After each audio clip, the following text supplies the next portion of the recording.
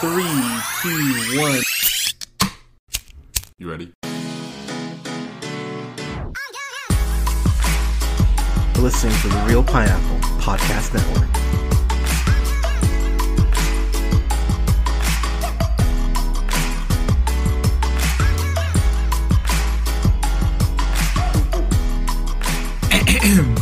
Good evening, everybody. Thank you so much for listening. This is the Real Pineapple. This is your humble host, Hunter, here.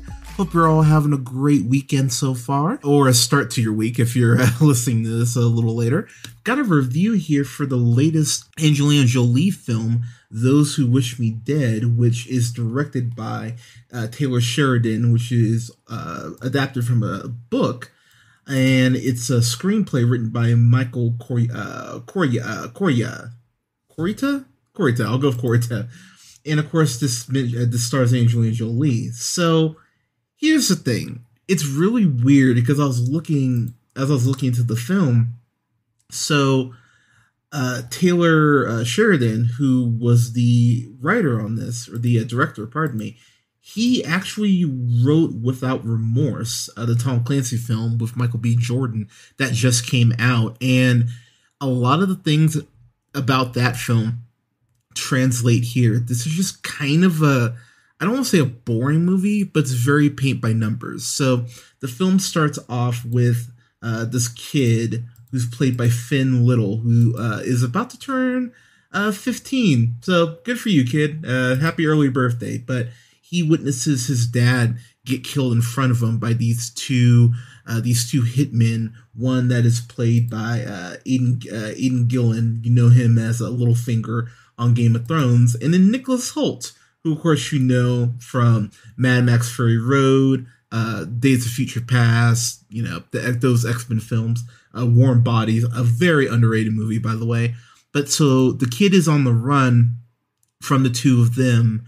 And Angelina Jolie basically goes ahead and ends up becoming his, pseudo protector as the walls close in because there's a fire that they go ahead and start to go and smoke the kid out, literally and figuratively. So here's the thing. Angelina Jolie, one thing we have to bring up, she really hasn't been acting.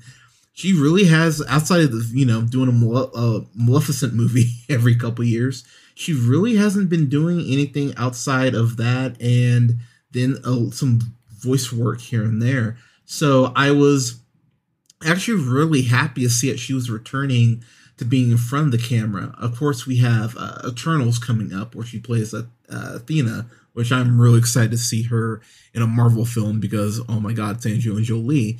But the thing about this movie is that this is very much one of those TNT Sunday afternoon movies you'd watch hungover and go, oh, that wasn't bad. It's one of those. And, for better or for worse, I never felt, even with as paint by numbers as this film could be, I never felt like I was wasting my time. There was always enough for me to go, oh, okay. Angelina Jolie herself, again, as I mentioned, that it's just great to see in front of the camera. She develops chemistry with this kid really quickly, and that was probably the biggest surprise that I had. She plays Hannah, and Hannah and Connor, they really do get along in that way that you kind of need to give kids shit because kids can be terrible. There's this point where when she initially meets him, of course he's fucking scared. He just watched his dad get killed in front of him. And, there's a point where she even kind of like trips him and, kind of lets him know, like, look, I'm the only person who's going to be able to help you. You kind of need to shut up and follow me here. And I appreciate the way that they actually met. I thought it was weirdly endearing. And that relationship in particular is the heart of the film. So when you see that played out well, it does make you go, oh, okay, this is pretty cool. But Hannah's a smoke jumper who's going through a tragedy, or is still dealing with a tragedy that happened under her watch. And that is something I'll say too, that when the film lays out what happened, she's a smoke jumper. And this was, I don't know if this was actually filmed in Montana. It's supposed to take place in Montana. As someone who has his family living there, or parts of his family living in Montana, I love the way that this was shot. It does a really good job of capturing the scope, I believe, of a small town, of, the countryside. I really actually appreciate the way that was done. There's a shot of Angelina Jolie, and you'll know it when you see it, but she's sitting in this watchtower and she's looking out kind of like legs crossed, and you get this over the shoulder shot of her, and you just see, like the smoke starting to roll in. It's an absolutely beautiful shot. And there's some decent cinematography in this movie that I went, okay, I don't mind this. But the thing is, again, this is paint by numbers. The one real scene that Angelina Jolie gets as far as action, and it's peculiar to me, because when you think about the fact that Salt was, 10 years ago, I was really excited to see her get back into the action genre. This felt like a film that was very much tailor-made for her. And yet, unfortunately, she doesn't get to do nearly as much action as I believe she should be able to do. I feel like I've been saying this more often than not, but I really think this movie, this is based on a book. You probably could have done a miniseries out of this. I think this movie needed to be just a little bit longer than 2 hours, like 2 hours and 5 minutes, because the thing about Hannah is that they really give you just the floor as far as who she is as a person. She does this incredibly just intensely dumb thing at the beginning of the movie that I just went, well, that was stupid, but it's a callback to something that happened to her earlier on. And while I appreciate that action, that stunt, it's really one of the few action beats that Jolie gets here. And I just think that's a waste. Would you get Dave Bautista not have him kick someone's ass? I mean, it didn't make sense to me why they made that decision. Now, with that said, with the film's climax, she really gets to show that, hey, I could still be Lara Croft if I wanted to, which, I'll be honest, I love Alicia Vikander, but I'd rather have Jolie still as Croft personally. But I did appreciate that. And there are the way that Connor's dad is killed is incredibly brutal. That was actually a scene that took me and caught me off guard in a way that I went, oh, that's actually pretty awesome. Well played, movie.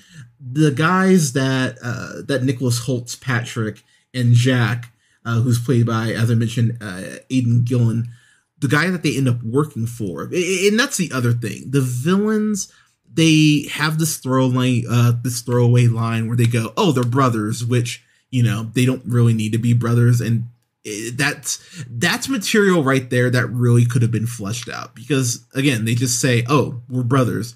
And they kind of just throw that line away, but there's really no digging to how they got into this business as far as becoming hitmen. Like, did they have some tragedy that, led them down this path? Like, you don't know anything about them except for they're here to kill the kid. And they work for the biggest son of a bitch in this movie. They work for Tyler fucking Perry, who plays Arthur in this throwaway cameo. And I wish there was someone watching the movie with me, because the look on my face when Tyler Perry showed up, I just went, son of a bitch, of course you're working for Tyler Perry. And while these two guys are pieces of shit, I will give this away, nothing happens to Tyler Perry. And that might be the biggest tragedy of this whole fucking film. I don't know how many books are in this. I don't know if this is a series of books. Maybe he's, the big bad down the road or something. But just having Tyler Perry in this movie as a throwaway, I went, well, that's fucking upsetting. One thing I did love about this movie, and love's a little strong, but something I really liked is John Bernthal's in this, and he plays Ethan, who used to date Hannah, so they have a little history. Again, I think it's almost, again, kind of a throwaway line. I wish there would have been a little more digging into, how that ended and kind of where they stand now. They kind of hint at things, but it would have been nice for them to explore that a little more. But Ethan, I really like his character here. He is expecting his first kid in the movie, and he's his wife is played by Medina Signor. She goes ahead and she plays Allison, and she's pregnant. And their relationship, while you don't get a lot of time with them together, you feel and again, it's probably more their chemistry. It's definitely more their chemistry in the script, but the way that they vibe off each other and the way that this kid is clearly their focus.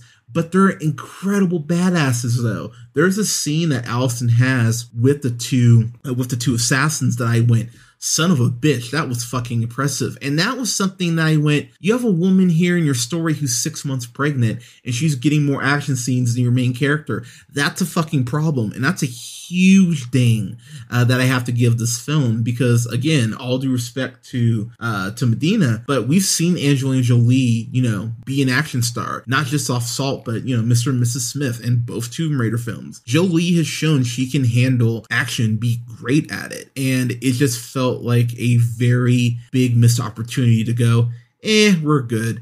I wish I had more to really say about the movie, but to be honest, this is just pretty simple. It's pretty cut and dry.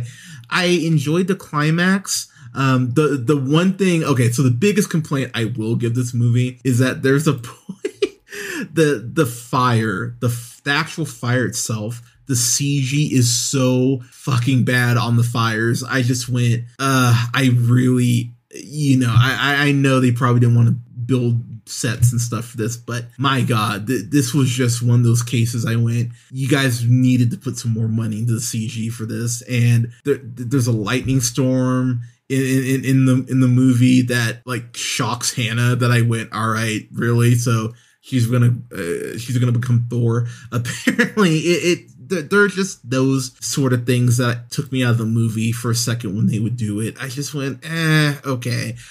As I mentioned, I did appreciate the way they explained why Hannah is so freaked out by fire and how this trauma of this event really has stuck with her. And the way that things, the aftermath of that whole event, when they kind of get into it, again, they only touch the surface, but when they get into that, it is one of those, oh, wow, you got royally screwed over. So it does make you go, okay, she ironically enough, needs this horrible situation. This will be her healing. And again, I really enjoyed the chemistry between Jolie's Hannah and Finn Little's Connor. That goes a long way for me. There's this point, and you saw it in the trailer, where, he tells her that, my dad said to give this flash drive to someone that I can trust. Are you someone I can trust? And that whole scene, the way it plays out, I went, wow, I really, really appreciated kind of the intensity that, that both of them bring to the film in that scene. So this movie isn't devoid of some good performances and some actual good stuff that occurs. There is a quick draw moment in this movie that I went, oh, son of a bitch, I love that. I won't spoil any more than that. But yeah, this is okay. It's not something I would tell people like, oh, you need to run out and, go see this in the theater. But it's something that watching it at home on HBO Max, I went, this wasn't a bad way to waste, to spend, an hour, 40 minutes. And again, it's under 2 hours. So this is almost one of those blink and, oh, it's over? Shit. All right. So yeah, I'd give this a C+. Yeah, I think a C+ is fair for this. It's one of those things, like I said, I had a lazy day yesterday and I sat up with my cat and watched it, and we just went, all right. He enjoyed the fire, so if that counts for anything, I digress. Those Who Wish Me Dead, have you guys seen it? What'd you think of it? Let us know in the comments. You can follow yours truly on the Twitter at jhunterrealpineapple. You can follow Scott on Twitter at Nearman1st. Don't forget to like, share, and subscribe. You can find us most places you listen to podcasts, SoundCloud, Apple and Google Podcasts, Podbean, Stitcher, iHeartRadio, Spotify, Amazon Music, TuneUp, to name a few spots, at The Real Pineapple. And don't forget to like our pages on Facebook. You can like our gaming page at Real Pineapple Games. That's REEL, obviously. And you can go ahead and like our main page, The Real Pineapple. Thank you so much, everyone, for listening and for all your support and love. We appreciate it. We'll have reviews coming up here soon for Cruella, as well as for gonna have a breakdown of that Venom Let There Be Carnage trailer. I have some thoughts on that, and I'll have some reviews for the Best Picture nominees. So I'll have that review up for Judas and the Black Messiah soon, as well as The Father, and along some other stuff coming down the pipeline, including BoJack seasons 1 and 2, and 3 and 4 reviews, and 5 and 6 reviews with my friend Kayla. So we're working on those. But everyone, thank you so much for listening. Take care of each other. Go get your COVID shot. Wear your mask, and we'll talk to you soon.